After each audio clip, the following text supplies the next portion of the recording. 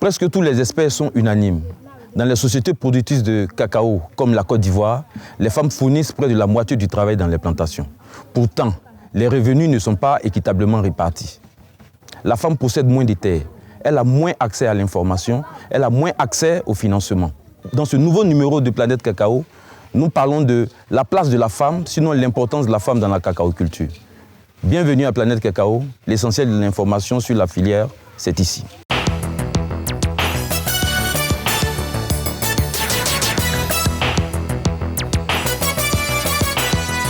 Il est de coutume dans cette émission qui sait voyager d'honorer la localité qui nous reçoit.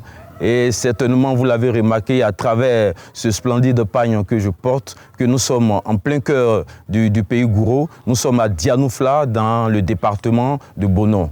Nous partons maintenant pour la carte postale de ce village. La bourgade de Dianoufla est située au cœur du pays Gouro, non loin de la ville de Bonon, dans la région de la Maraoué, centre-ouest ivoirien. La forêt et le sol fertile de cette localité favorisent diverses cultures comme le cacao, le café, l'anacade et les vivriers. Dianoufla, qui signifie « la femme à compter », a été effectivement créé par une femme et regroupe 4 quartiers, dont celui des propriétaires terrains et les 3 autres constitués de familles venues chercher un nouvel ailleurs meilleur. Les semaines se suivent, mais ne se ressemblent pas. Le monde du cacao bouge. Et c'est tant mieux pour votre concentré hebdomadaire d'informations sur la filière. C'est l'heure du JT.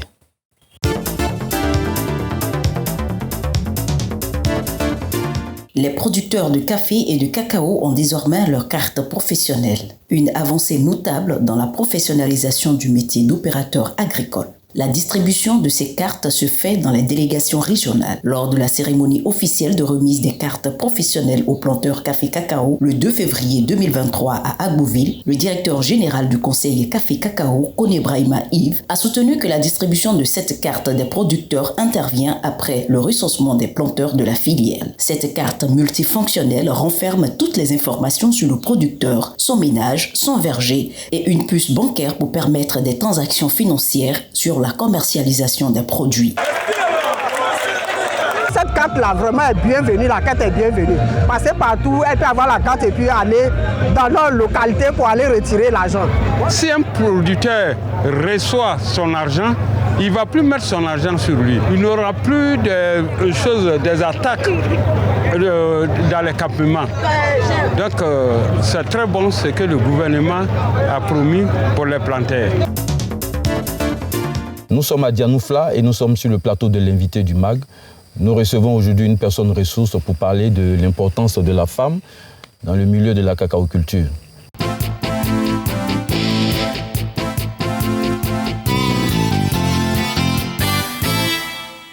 Nous recevons aujourd'hui Miss Olga Balo. Bonjour. Bonjour. Alors vous êtes sur le plateau aujourd'hui pour parler de l'importance de la femme dans la cacaoculture. La femme est vraiment une aide pour son mari et dans le milieu de la cacaoculture. Parce que comme il faut le dire, c'est la femme qui va transporter les pépinières au champ. Elle va aider son mari à faire les trous, à mettre les pépinières dans ces trous et à suivre l'évolution. Voilà. Donc la femme a vraiment une place de choix dans la cacaoculture en pays Gouro. Un pays Gouro, et puis on va dire au plan national. Au plan national, voilà. Avant de continuer, je vous propose d'aller pour Cacao Story.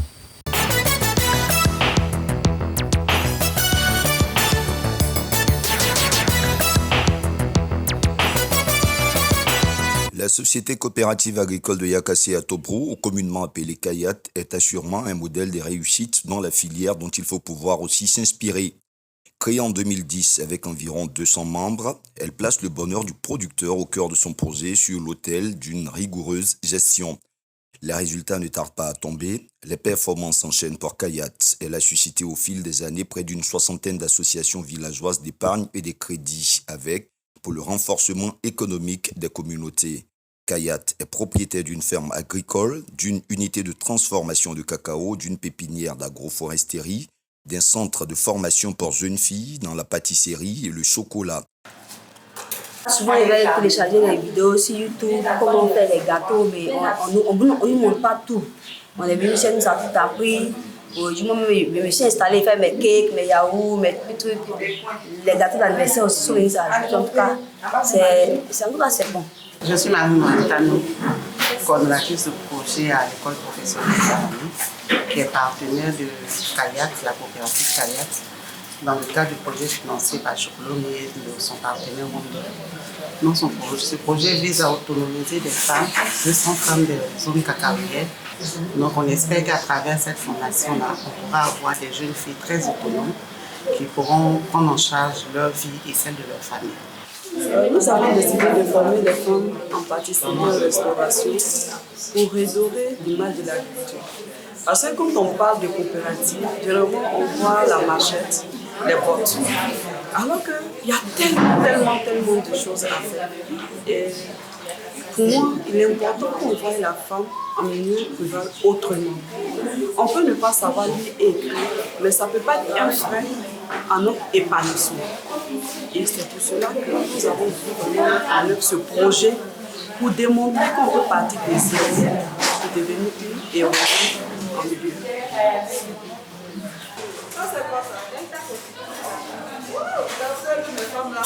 D'une radio de proximité, d'une garderie d'enfants et bien d'autres infrastructures qui forcent l'admiration. Amis auditeurs, bonjour, merci de nous suivre sur la radio Kayat 96.5. À cette radio, nous parlons de bonnes pratiques agricoles. Nous couvrons toute la région de Lamé, à Dzopé, Yakassé à Tobrou et à Coupé. Les enfants sont bien pris ici. À partir de 10 heures, ils ont l'air goûter. Après leur goûter, les enfants, on laisse les enfants se détendre un peu. C'est comme ça, nous travaillons ici avec les enfants. Ici, la crèche, c'est une structure qui accueille les enfants à partir de 0 à 3 ans. Et cette structure a été mise en place pour permettre aux parents qui ont des enfants, qui ont des problèmes de garde au niveau des enfants, de venir les déposer. Et nos structures offrent un cadre sécurisé, nos structures offrent un cadre adéquat pour l'épanouissement psychomoteur, cognitif, socio-affectif et également sanitaire des enfants. Mais aussi, c'est la confiance de la longue liste de partenaires jusqu'à l'international. Aujourd'hui, la coopérative compte plus de 3000 membres attirés par son engagement dans la communauté, par sa durabilité et une association de plus de 500 femmes formées dans l'entrepreneuriat agricole, pour une production annuelle de 8200 tonnes. Ce département a 3 fonctions. C'est-à-dire que la première fonction, c'est de chercher les projets sur le marché et puis subventionner. Deuxième axe, c'est réaliser les projets donnés par les partenaires techniques avec qui nous vendons du cacao. Et troisièmement, faire le suivi et l'évaluation de tous ces projets. Les gens pensent qu'en coopérative, on ne peut pas évoluer, on ne peut pas réussir parce que dans le passé, les coopératives ne duraient que 5 ans, 6 ans. Mais aujourd'hui, on a vu une coopérative qui a déjà 15 ans, vous voyez déjà ce qui est là. Et on compte faire plus que ça. Voilà, on compte grandir plus que ça. Et grâce à l'arrivée aussi de notre directrice générale, que je salue ici, elle a permis qu'aujourd'hui, on ait nous-mêmes notre propre siège. Mon travail consiste à analyser le cacao, de faire le prélèvement des échantillons. Après le prélèvement des échantillons, je vais peser 300 grammes pour faire mon analyse. Mes activités consistent à gérer toute une équipe de terrain qui gère des activités en rapport avec les producteurs, qui me fournissent les rapports. Et moi, à mon tour, je transmets ces rapports aussi à mes supérieurs pour pouvoir comprendre un peu quelles sont les réalités que vivent les producteurs sur le terrain et comment est-ce qu'on peut aussi pallier peut-être à certaines situations. Je défends la certification biologique pour le contrôle des Kayat, notamment le fair trade et le bio. Si l'ambiance avec mes collaborateurs se passe très bien. On travaille dans de meilleures conditions parce que les patrons nous prennent bien. Nous avons choisi Kayat parce que Kayat est la meilleure coopérative de la région de Lamé parce que de la manière Kayat traite ses membres et nous les délégués, vraiment, ça nous va droit au cœur. Nous sommes fiers d'être les délégués de Kayat. Ici à Yakassé, nous sommes une famille. Nous sommes unis, pour le bien-être et l'avancement de la coopérative. Nous, la coopérative, nous travaillons, nous bossons, nous sommes vraiment de véritables leviers de développement et il faudrait qu'on investisse beaucoup au niveau de la professionnalisation des coopératives pour qu'on puisse aider le gouvernement à développer nos communautés et à pouvoir vraiment lutter contre la pauvreté pour que tous les producteurs de Côte d'Ivoire soient des personnes véritablement épanouies. Le rayonnement de la société coopérative de Yakassé à Tobrou est attesté d'ailleurs par de nombreuses distinctions un peu partout sur le continent et même à l'international, dont le plus prestigieux, il faut le dire, le prix d'excellence de la meilleure coopérative agricole décerné au palais présidentiel de Côte d'Ivoire en août 2024 dernier. Pour réaliser tout cela, Kayat s'est compté sur une équipe jeune et dynamique avec à leur tête la directrice générale, Madame Bamba Awa, qui a su imprimer un certain rythme et surtout libérer le potentiel de la femme sous la bienveillance du conseil d'administration. Le siège social de Kayat est à Adzopé avec une succursale à Yakassé à Tobrou.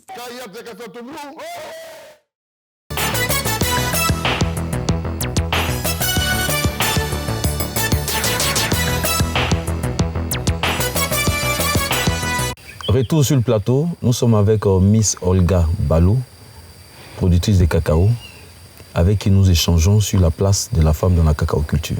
Vous êtes d'accord aussi, tout ce qui s'est dit, tout ce qui s'écrit, l'effacement de la femme, pourtant, elle est partie prenante dans la production, dans le travail qui est fourni dans la plantation. Comment vous expliquez cet effacement de la femme par rapport à l'homme? Je l'explique par le fait que d'abord la femme... dans nos traditions, on va se marier et c'est avec son mari qu'elle fait le chant, la plupart du temps. Donc le fait qu'on se déplace pour aller se marier fait qu'on va sous la tutelle de quelqu'un, non, ça fait qu'on n'est pas trop mis en avant, on joue le second rôle, pourtant on fait beaucoup. Alors vous faites beaucoup, on parle même de 40% de la force de travail fournie dans la plantation de cacao. Nous ne sommes pas propriétaires terriens.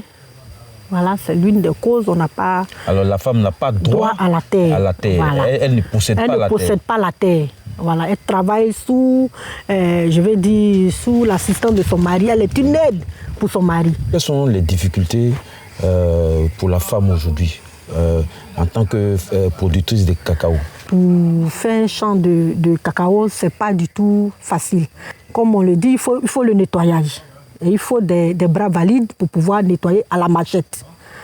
Et ici, dans nos villages, les hommes se mettent en association pour aller chacun dans le champ. Quand ton tour arrive, et tu vas aider ton ami et tout ça. Les femmes n'ont pas cette possibilité-là.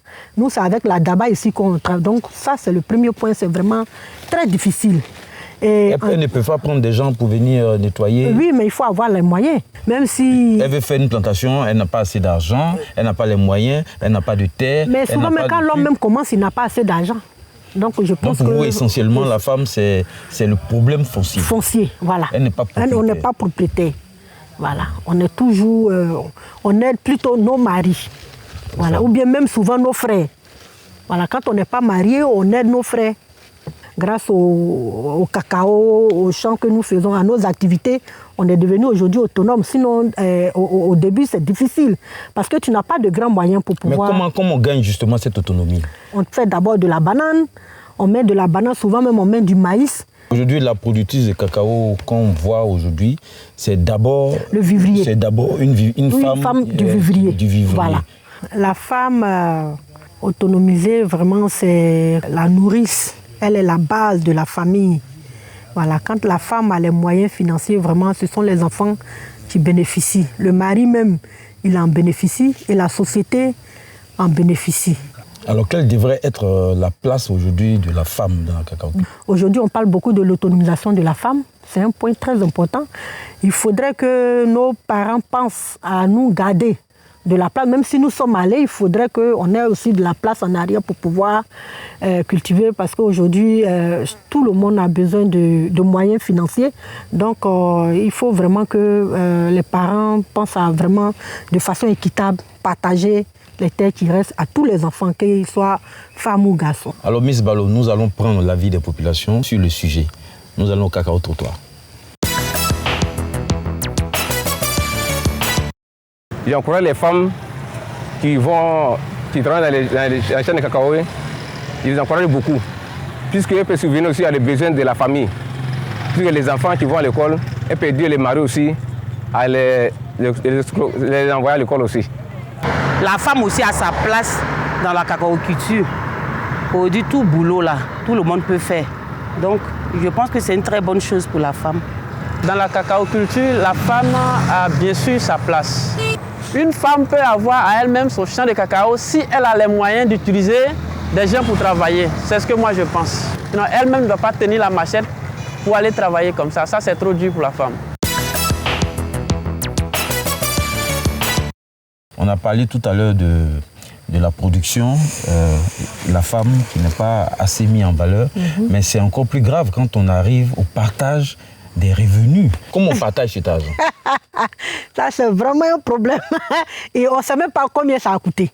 C'est l'homme qui décide de donner ce qu'il veut à la femme. Donc pour vous, la femme, le travail de la femme doit être toujours soumis, subordonné au travail de l'homme? Ou bien le revenu doit être... La femme ne doit pas gagner plus que l'homme? À moins qu'elle ait même son propre champ.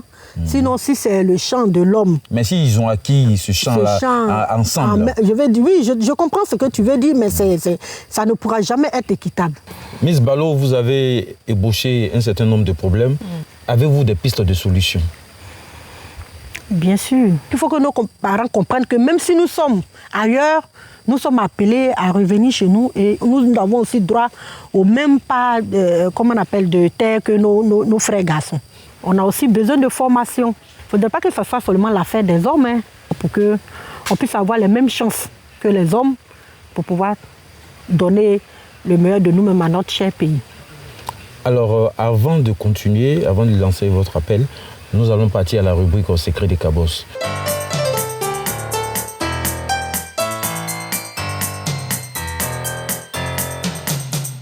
Secret des cabosses. Nous n'arrêterons jamais de le dire. Le cacao est une plante formidable. Justement, aujourd'hui, nos secrets de cabosses est un témoignage sur une des nombreuses vertus des fèves de cacao. Monsieur Désiré Adon, président d'une société coopérative de cacao, souffrait depuis des années d'une toux que de nombreux examens n'arrivaient à diagnostiquer. Puis, tenez-vous bien, cette toux va complètement disparaître quand il a commencé à consommer régulièrement des fèves de cacao. Écoutons ce miraculeux du cacao. Mon témoignage, et ça, les Ivoiriens doivent le comprendre. J'ai toussé pendant 6 ans. 6 années avec tout ce qu'on me demande de faire comme examen. J'ai toutes les radios en un point fini parce que pour chaque examen, on dit qu'il faut qu'on vérifie si le poumon n'est pas touché, si le poumon n'est pas touché. De 2016 jusqu'en 2022, pendant 6 ans. Et donc, moi, je vous ai dit que je suis venu dans le cacao, pas venu, mais j'ai commencé en 2019-2020. Donc, à partir de ce moment, en 2021, lorsque nous avons commencé la transformation, à tout moment, je grignotais, je prenais quelque chose. Mais je ne savais pas, je parle aux Ivoiriens, je ne savais pas que le cacao aurait, je vais dire, un impact positif sur mon état de santé. Je ne savais pas. Mais je vous assure qu'aujourd'hui, je vous parle, la toux a disparu. En octobre 2022, lorsque je devais effectuer un voyage sur Bruxelles, après mon analyse, on dit, monsieur, il n'y a plus de toux.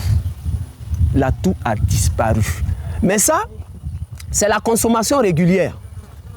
Parce que autre chose aussi, il ne faudrait pas que les Ivoiriens pensent que c'est un médicament, donc je l'ai pris tout de suite, il faut que je sois guéri. Non, non, non, non, non. On classe le cacao dans la famille des alicaments. On ne sait pas peut-être que votre organisme est rouillé il y a 10 ans, 20 ans. Ce n'est pas le seul paquet là qui va enlever toute la rouille. C'est dans la consommation régulière. Et c'est pourquoi on comprend que les Occidentaux, tout le cacao, chaque année, ils en consomment. Et surtout que je passe sous l'autorité des médecins, lors du symposium, on nous a dit qu'il n'y a pas d'effet secondaire. Parce que si c'est fait naturellement, bien sûr, comme nous le faisons, il n'y a pas d'effet secondaire. Ça, c'est mon témoignage. Et je peux, à partir de cet instant, je dis aux Ivoiriens, je ne sais pas de quoi vous souffrez. Je ne sais pas. Mais je suis convaincu que si vous mangez le cacao tel qu'on vous l'indique, il y a quelque chose qui peut se passer. J'en suis absolument convaincu. Et nous voulons inviter les Ivoiriens à mettre le cacao dans leur assiette. À bientôt pour d'autres secrets de Cabos.